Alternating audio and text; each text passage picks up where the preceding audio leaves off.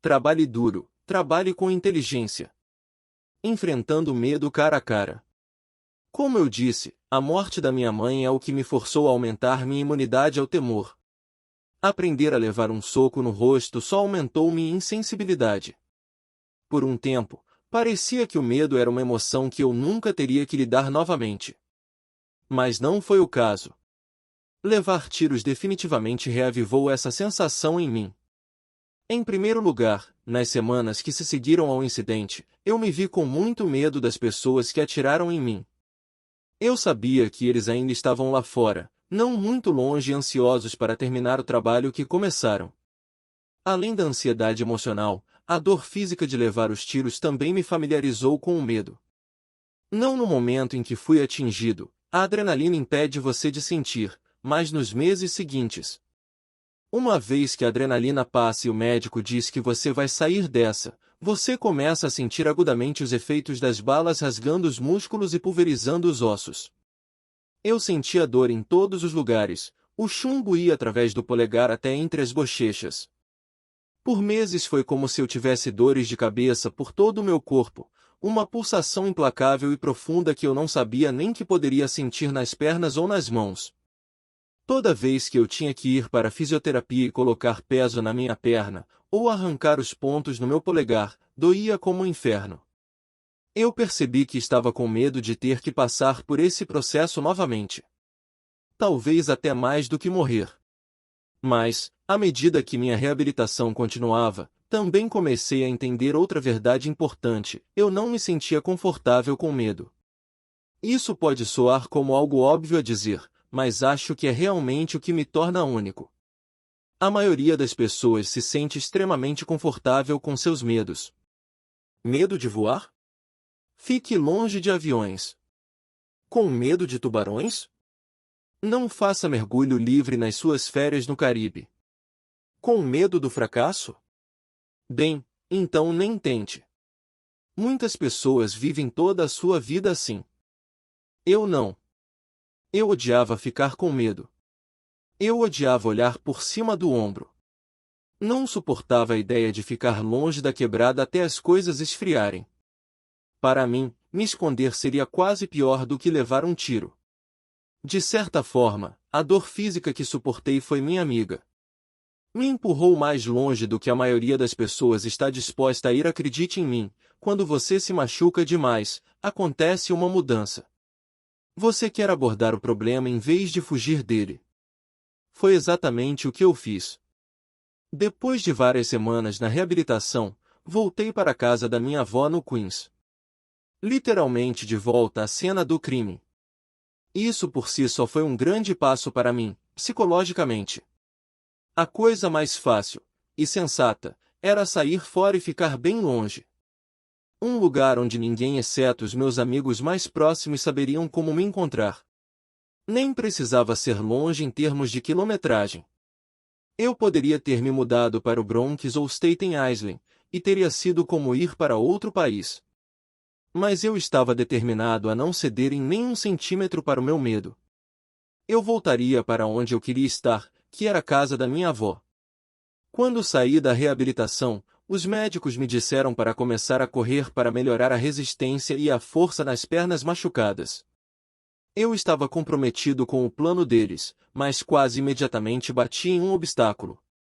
Uma manhã dei uma olhada na janela da minha avó e vi alguém que não reconheci na frente da casa. Para mim, ele estava se esforçando demais para parecer imperceptível e disfarçar.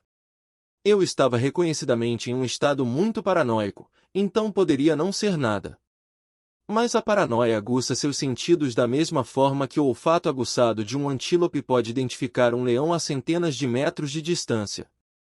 Talvez eu estivesse pressentindo um predador. Cancelei a corrida que tinha planejado para o dia. E no dia seguinte vi o mesmo cara espreitando na rua novamente.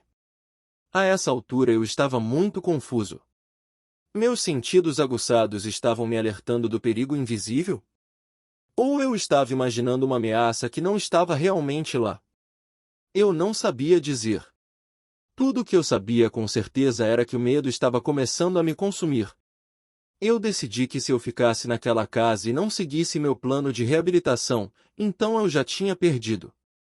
Quando o medo interrompe sua rotina, ou o faz pensar de uma determinada forma, ele se apoderou de você e vai te segurar para sempre.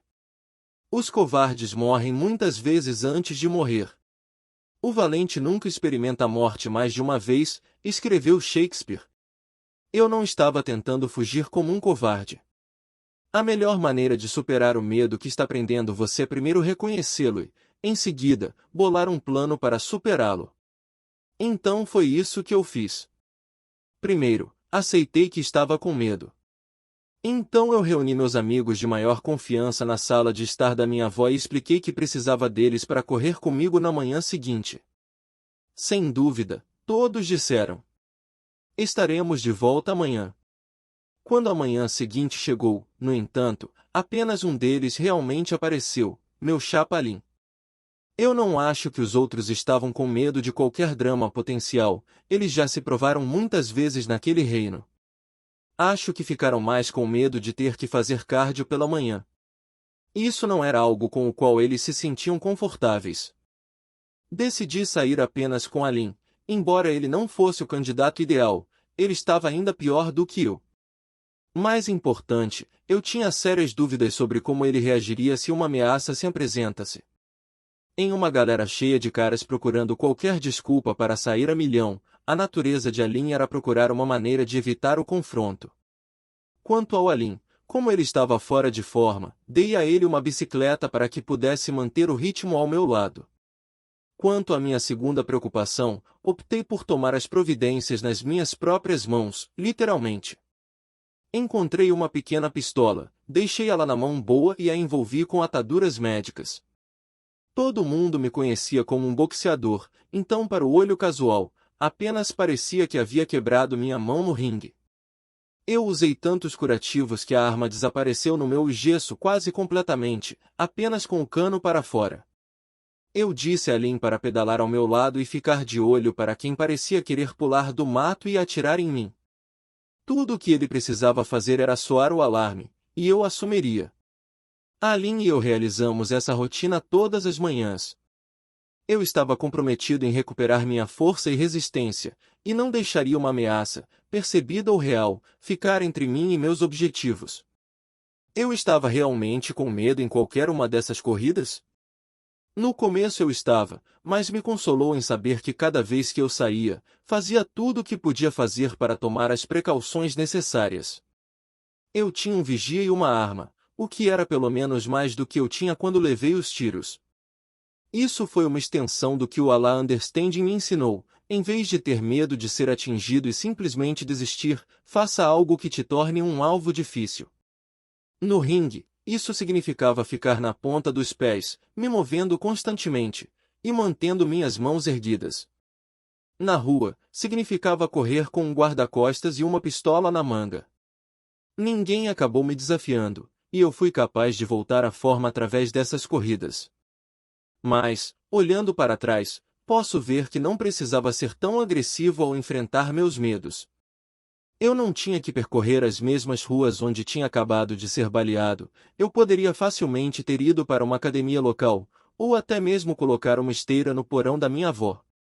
Eu só estava tão desconfortável que abrir mão do ato de correr fora e ter uma visão de todo o bairro teria parecido uma completa concessão ao medo. Uma concessão a qual eu não estava disposto a fazer. Hoje, estou um pouco menos propenso a ser tão agressivo ao confrontar as coisas de cabeça erguida. Na verdade, para ser honesto, ainda existem alguns medos que eu mal confrontei.